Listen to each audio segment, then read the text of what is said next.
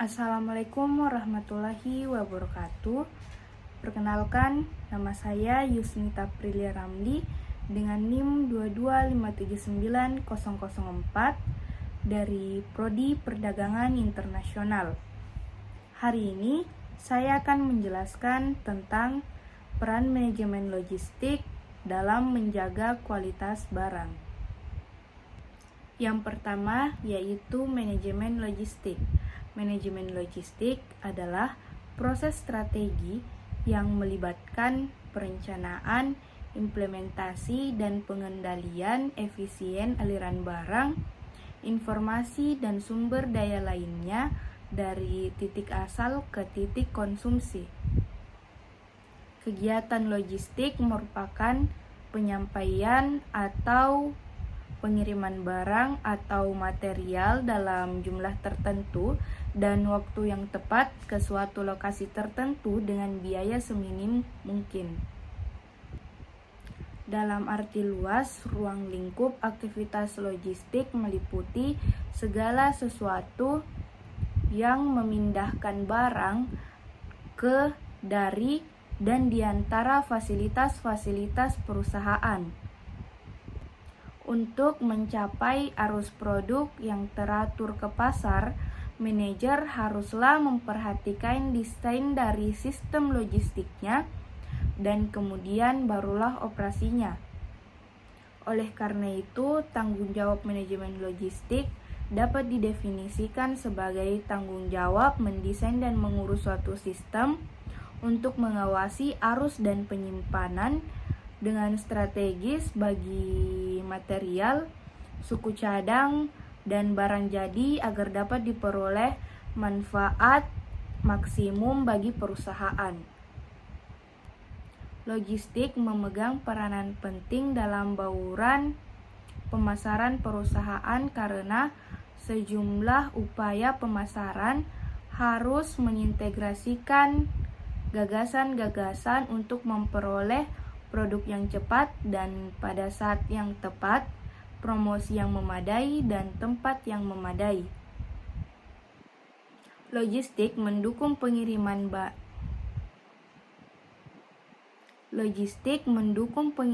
barang ke tempat yang tepat, seperti halnya utilitas produk atau jasa menyediakan kepuasan konsumen hanya jika produk tersebut tersedia bagi konsumen di mana produk tersebut dibutuhkan.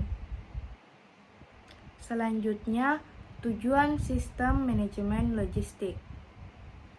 Adapun tujuan dalam sistem yang dijalankan perusahaan dalam manajemen logistik adalah untuk mencapai target perusahaan atau tujuan atau sasaran.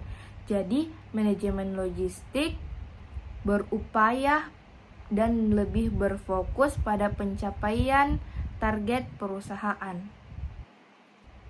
Yang kedua, mengadakan persediaan barang. Dalam mencapai target perusahaan, tentunya bagian logistik dari suatu perusahaan terus berupaya untuk mengadakan persediaan barang. Pengadaan persediaan barang ini haruslah dilaksanakan dengan benar. Upaya ini bisa dilakukan dengan memastikan kuantitas dan kualitas barang. Selain itu, segala upaya bisa dilakukan untuk membantu proses pengadaan barang supaya bisa lebih efektif dan efisien. Yang ketiga, menjaga efisiensi dan efektivitas perusahaan. Tujuan lainnya dari manajemen logistik adalah menjaga atau mempertahankan efisiensi dan efektivitas perusahaan. Seperti yang dibahas sebelumnya, pengadaan barang harus diupayakan agar efisien dan efektif. Demikian pula dengan proses lainnya yang berkaitan dengan logistik. Dalam hal ini, sistem manajemen logistik harus melakukan aktivitas untuk mencapainya. Selanjutnya, komponen penting logistik. Yang pertama, lokasi fasilitas logistik. Lokasi fasilitas adalah komponen yang harus dan wajib dimiliki suatu perusahaan logistik. Tujuannya adalah untuk merencanakan di mana dan kemana material dan barang akan diangkut.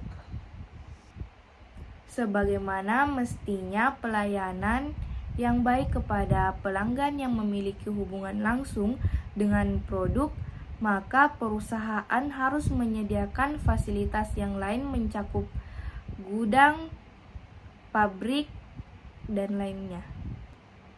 Ketika serangkaian struktur lokasi dapat diatur dengan baik dan strategis, maka perusahaan akan mendapatkan banyak keuntungan. Pihak manajemen perusahaan mengharapkan tingkat efisiensi dalam sistem manajemen logistik. Yang kedua, transportasi. Transportasi merupakan hal penting yang harus diperhatikan dalam sistem logistik. Biasanya, suatu perusahaan memiliki alternatif untuk mendukung alat transportasinya, yaitu yang pertama, armada kendaraan dapat dibeli ataupun sewa. Yang kedua, menggunakan spesialis transportasi dengan menghubunginya langsung agar memperoleh kontrak jasa pengangkutan. Yang ketiga, manajemen pengadaan persediaan.